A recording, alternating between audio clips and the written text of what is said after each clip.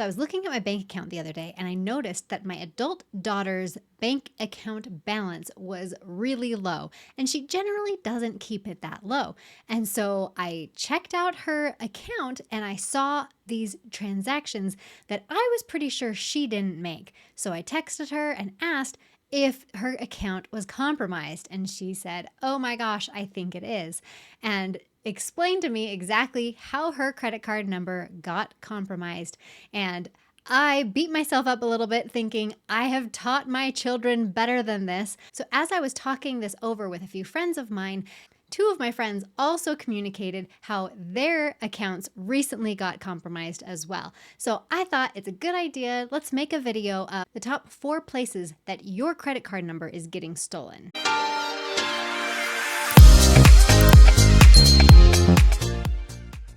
Welcome to Family Tech, where you get to be the tech expert of your home.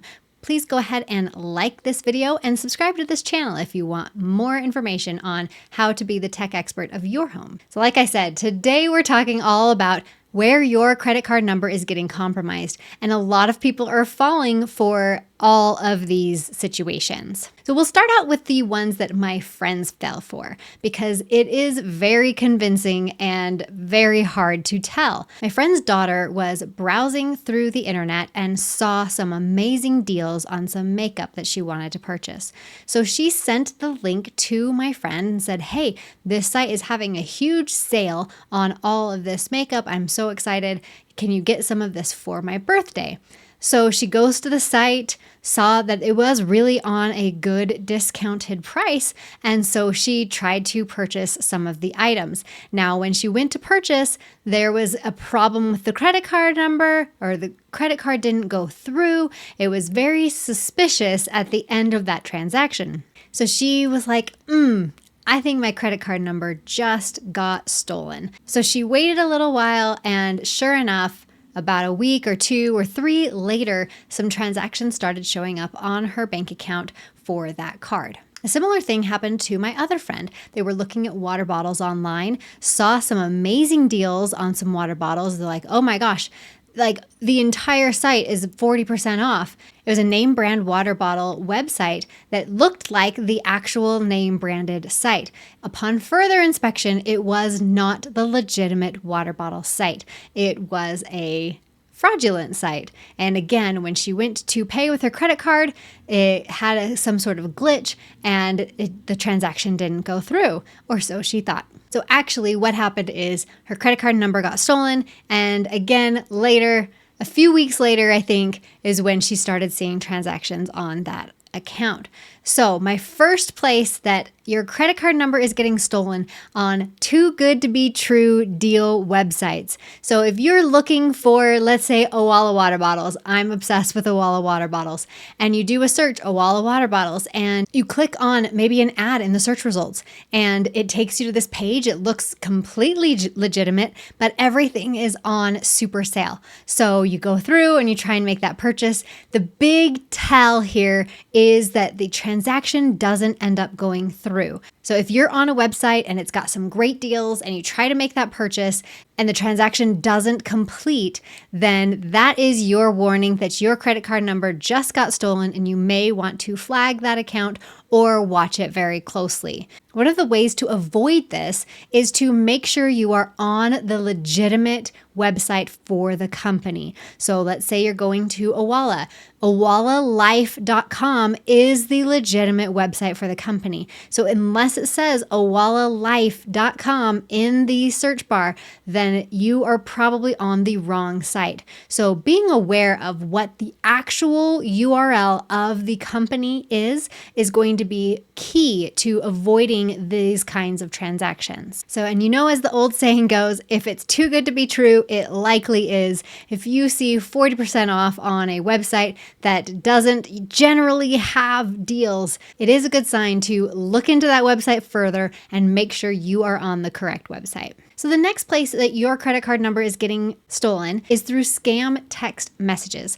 So you get a text message, and this is actually the one that my daughter fell for. She was waiting for a package from Japan, and so she thought it was legitimate, but it said that the package was held up and that she needed to click on this link and pay some money to get the package released. And almost all of us are waiting for a package all the time, right? So these text messages can be very convincing because you generally are waiting for a package. So it says it's the USPS, it says it's UPS or FedEx, and it wants you to click the link to restore your address, or there's a mistake or something like that. I'm going to tell you right now, USPS, FedEx, UPS, they are not going to be sending you text messages like that. I do get legitimate text messages from FedEx that say a package is on the way or something like that, but never something where I'm going to need to click the link and pay a fee or anything like that. They're not going to send that over a text message. So she clicked the link, she tried to put her credit card number information in there, and it site glitched out. It didn't work. So she tried another card. So she got both of her cards compromised in the same setting. But generally, if you get a text message, never, ever, ever click the link in the text message. Go to the regular site. Go to USPS.com. Are you signed up for informed delivery? Are you signed up for notifications through FedEx or for UPS? Think that through. If it's your bank texting you about some fraudulent activity or something like that, go directly to the bank's website and log in with your account. Don't click a link.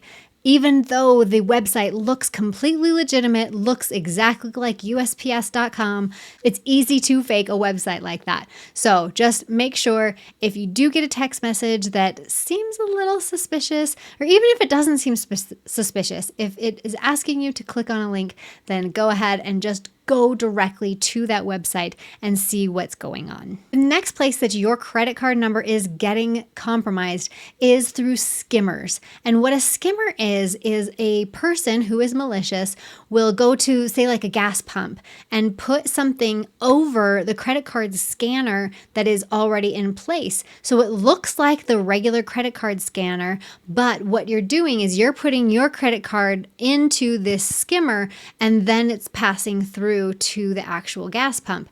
And so they're taking your credit card information before it gets passed through to actually pay for your gas. So this is called a skimmer. And so it's going to kind of go in between your actual transaction and your credit card. What I like to do, especially when I get to a gas pump, is kind of jiggle around where the card reader is and make sure it's not loose or anything like that. I generally try to use tap and pay so that it's not skimming that transaction. There are some skimmers that can do the tap and pay, so that's not always 100% foolproof, but I like to just check the gas pump or really anywhere where it's an unattended, so a vending machine or anything like that.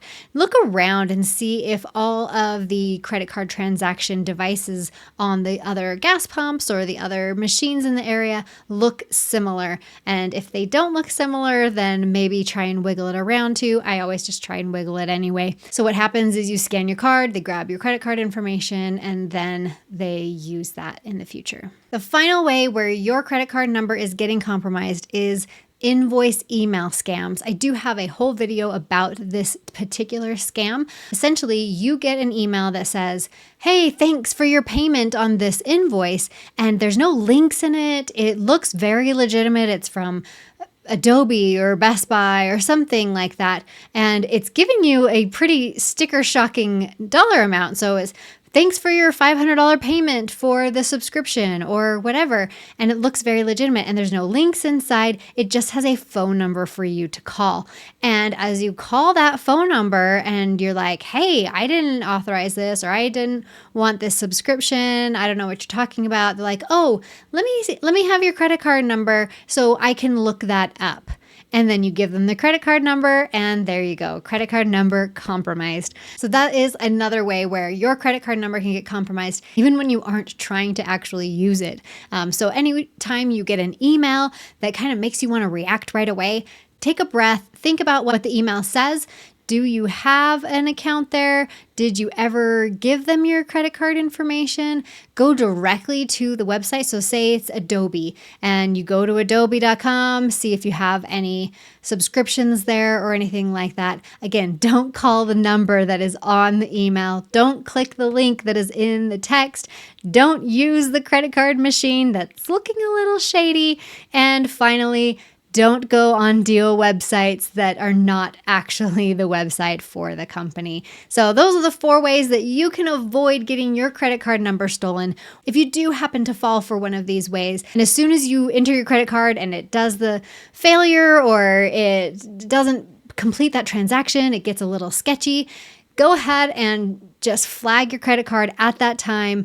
Get a new credit card number. It's going to be easier than just waiting for a transaction to appear, because I promise you that transaction is coming. Hopefully my daughter has learned her lesson. Hopefully my friends have learned theirs. Hopefully you're learning yours right now. So good luck out there and make sure your credit card number is safe. Thank you again for watching Family Tech, and we will see you in the next one.